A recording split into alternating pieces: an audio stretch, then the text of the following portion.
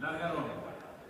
Sale hacia el camino participante número 5, Cepal en este caso el número 6, el Congo, el tercero desempeña el 1.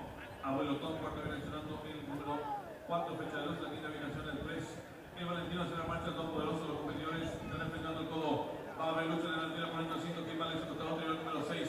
Rico Bulls ganando el número fuera, la participante número 3, el Valentino apareado la número 4, fecha de luz, en la quinta ubicación del 1, Abuelo Tom.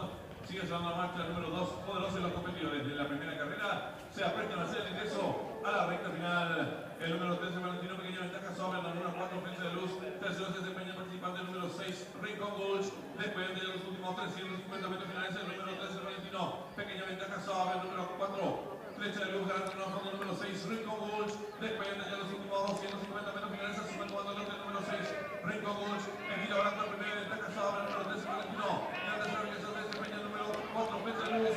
Después de los últimos 100 metros finales, el número 6, Rico Bulls. Retiramos la primera ventaja.